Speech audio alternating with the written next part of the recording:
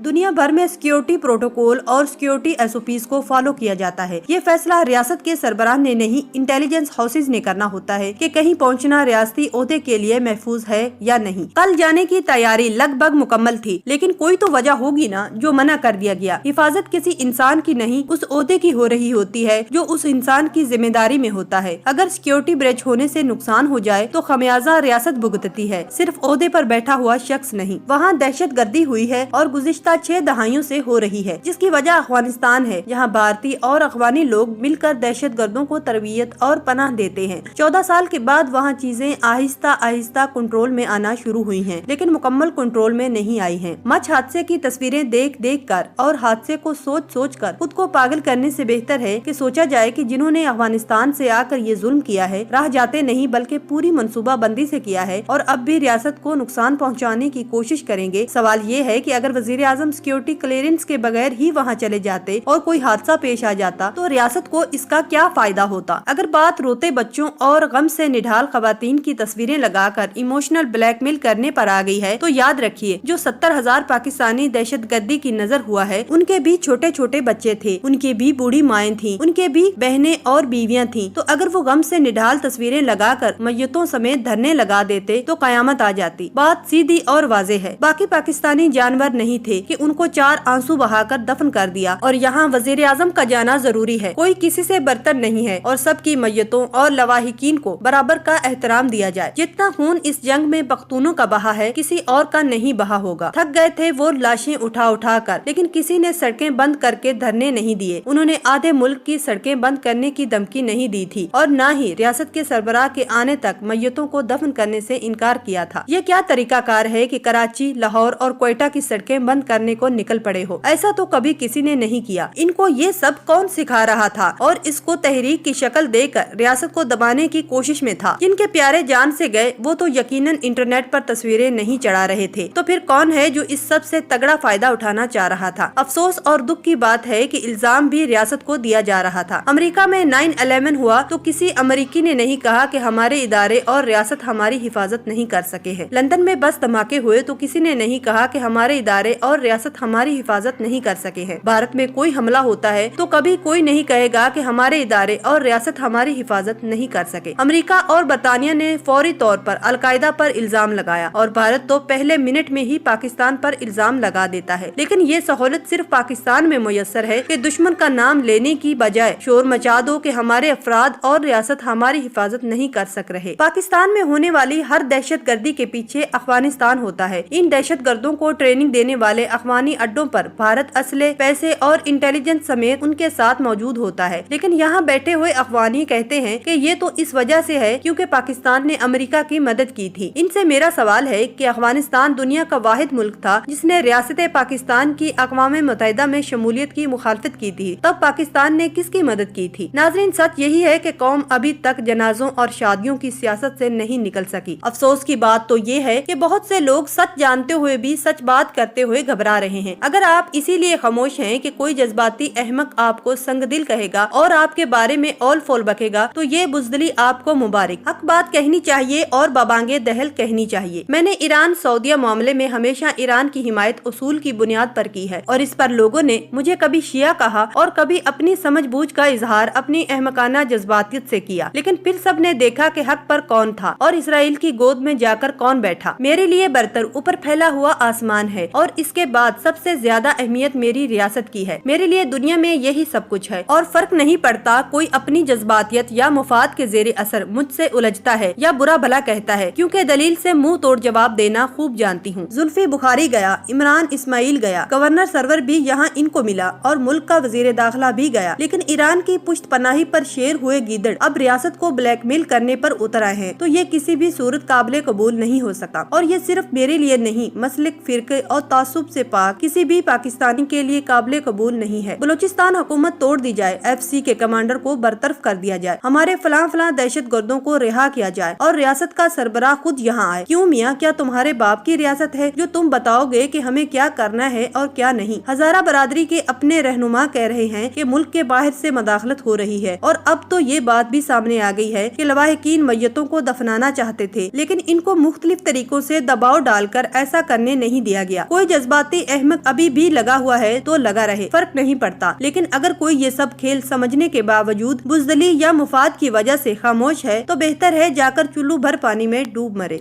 MWM इन लाशों की आड़ में वो मुतालबात मनवाना चाह रही थी जो मुतालबात रियासत मुखालिफ थे, और MWM इन लाशों की आड़ में रियासत को ब्लैकमेल कर रही थी। और इसी ब्लैकमेलिंग का जिक्र वजीर आजम ने किया, और इसी चीज का जिक्र हजारा कम्युनिटी के अफराद ने भी किया था। क्योंकि हमारे यहाँ अहले हक की तान हमेशा इसी बात पर टूटती है कि मैं ज़हनी गुलाम नहीं हूँ, मैं कोई पटवारी थोड़ा हूँ, लिहाजा हर पॉपुलर स्टॉन्स के साथ खड़ा होना हम अपना फर्ज समझते हैं। मीडिया में प्रेशर क्यों दिखाया जा रहा था कि जैसे क़यामत आ गई। इनका मीडिया में असर रसूख कितना ज्यादा है इसकी वजह आप मुझसे ज्यादा बेहतर तरीके से, हत्ता के कई एंकरों ने बाकायदा अपना सीना पीटना शुरू कर दिया, और मज़ाकरात की कामयाबी के बाद सब ने बिल्कुल एक जैसी ट्वीट की जैसे किसी एक ने लिख के दी है। MWM इन लाशों की आड़ में पूरे पाकिस्तान को ब्लॉक करने की तैयारी कर रही थी, और यही दानिशवर जो तहरीके लब्बैक के धरनों के वक्त शिकवा करते थे कि हुकूमत इनको सख्ती से क्यों नहीं कुचलती, इनसे निपटती क्यों नहीं। लेकिन इन्हीं दानिशवरों के रवैयों को मुलाहिजा करे और इनकी हिजान बाख्ता और दानिश से बड़ी गुफ्तगू चेक करे। MWM का इस सारे में क्या मुफाद है कोई दानिशवर आपको नहीं बताएगा। आइए आपको इस सारे खेल को शुरू से समझाते हैं। नाज़रीन, 1988 में हजारा अफराद ने अफगानिस्तान में मजालिम के खिलाफ बगावत की, और 1991 में अफगानिस्तान ने इस बगावत को सख्ती से कुचल दिया, जिसके बाद ये लोग अपने मसलक की वजह से ईरान में चले गए, और बाद में ये पाकिस्तान के शहर क्वेटा में आकर आबाद हो गए। इनकी टोटल तादाद 9 लाख है। इनके खिलाफ टारगेट किलिंग ज़ियाउल हक के दौर में शुरू हुई। उस वक्त जो भी वजूहात थी, मैं उन वजूहात में फिलहाल नहीं जाना चाहती, क्योंकि सब जानते हैं कि ये ईरान और सऊदी अरब की प्रॉक्सी वॉर में मारे गए हैं। इनके खिलाफ दोबारा टारगेट किलिंग इराक और शाम की जंग के बाद शुरू हुई, और इसकी बुनियादी वजह आप किसी से भी पूछें तो आपको यही बताया जाएगा कि इनको मसलब की बिना पर मारा जा रहा है। लेकिन क्या आपको पता है इनको मारने वाला कौन है और इनको निशाना क्यों बनाया जाता है? जैसे पाकिस्तान में सऊदी अरब की एक जमात के पीछे फंडिंग हुआ करती थी, वैसे ही पाकिस्तान में एक जमात के पीछे ईरान की फंडिंग हुआ करती थी, और अब भी है। और ईरान इस जमात के तहत पाकिस्तान से अफराद को भर्ती करता है, और भर्ती करके इनकी ईरान में ईरानी पासदारन इनकलाब के अंडर ट्रेनिंग दी जाती है, और फिर इनको शाम और इराक में भेजा जाता है, और वहाँ ये लोग दाइश के खिलाफ लड़ते हैं। और फिर ये दाइश वाले अपना बदला इन हजारा के लोगों से लेते हैं, क्योंकि इनकी दो तरफ से दुश्मनी निकलती है, एक अफगानिस्तान से और दूसरी शाम में उस तंजीम का दाइश से लड़ने का बदला इन निहत्ते लोगों से लेते हैं। ये दो मुल्कों की प्रॉक्सी लड़ाई है, जिसको बाद में फिर मसलकी अंदाज में भड़काया जाता है, और हजारा के लोगों को नहीं पता होता कि इनको क्यों मारा जा रहा है, और इन विचारों को इस्तेमाल करने वाले जमातों वाले बैठकर एहतजाज कर रहे हैं। मैं किसी के कत्ल की हिमायत नहीं करती और इसके बगैर अगर मगर की मजम्मत करती हूँ, लेकिन मेरा सवाल ये है कि दो मुल्क अपनी प्रॉक्सी वॉर्स के लिए पाकिस्तान की सरजमीन को इस्तेमाल कर रहे हैं, जिससे पाकिस्तान बदनाम हो रहा है, और हिंदुस्तान इस सूरत हाल का फायदा उठाता है। जबकि मुकामी बलोच अलहदगी पसंद लोग इनको गैर मुल्की समझते हैं, वो इसलिए इनके दुश्मन हैं। ये वैसा ही है जैसा बलोचिस्तान में पंजाबियों के साथ होता है, और ये सब भारत की साजिशों का एक जाल है। दानिशवर इस तरह के किसी वाक़े को रियासत पर भौंकने के लिए इस्तेमाल करते हैं। जो लोग कराची में एहतजाज कर रहे थे, ये लोग आज इस तंजीम से अपनी लाताल्लुकी का ऐलान करें और अपने लोगों को इस तंजीम में भर्ती करने से मना करें। जिन मुतालबात में ये कहा गया कि लापता अफराद को बाजियाब कराया जाए, मैं इस मुतालबे की हिमायत करती हूँ कि लापता अफराद को सामने लाकर उन पर केस चलाया जाए। लेकिन क्या आपको पता है ये किन अफराद की बात करते हैं? इनमें से आपको कोई इसके बारे में नहीं बताएगा। ये उन अफराद की बात करते हैं जिनको ईरान की प्रॉक्सी में भर्ती किया जाता है, ट्रेनिंग दी जाती है, और वो शाम और इराक में जाते हैं। इनमें से कुछ वापस आ जाते हैं और कुछ की लाश वापस आती है, और बहुत से ऐसे लापता हैं जो शाम से ही वापस नहीं आ सके। लेकिन अगर रियासत के पास कोई है तो उनको सामने लाकर उन पर केस चलाना चाहिए। ये बात धरने में अली जैदी भी कर चुका है कि हमने बहुत से लोगों को बाजियाब कराया और सामने आने पर पता चला कि उनके वाकई ही संगीन नौयत के जुर्म हैं। इस मुल्क में दानिशवर बनना बहुत आसान है, और दानिशवर बनने की शर्त है कि फौरन ही कुछ भी हो रियासत के खिलाफ मुआज खोल लो, आप दानिशवर हैं। इस मुल्क की बदकिस्मती ये है कि इस मुल्क में दूसरे मुल्कों के हमदर्द बहुत हैं, लेकिन पाकिस्तान का कोई नहीं। मैं फिर कहती हूँ, हजारा के अफराद को तहफ़्फ़ुज़ फराहम करना पाकिस्तान की जिम्मेदारी है, और रियासत को इनको तहफ़्फ़ुज़ फराहम करना चाहिए। लेकिन वज़ीर आज़म पाकिस्तान सिक्योरिटी क्लियरेंस के बगैर नहीं जा सकते थे। वज़ीर आज़म कल भी जाना चाहते थे, लेकिन उनको जिन वजूहात की वजह से मना किया गया सबको इल्म है। आज वो वादे के मुताबिक पहुँच गए हैं, लेकिन अगर सिक्योरिटी SOPs तोड़ कर जाते तो वो उनका कोई कमाल नहीं, बल्कि सिक्योरिटी ब्रेच होता, जिसका उनके पास कोई हक नहीं था।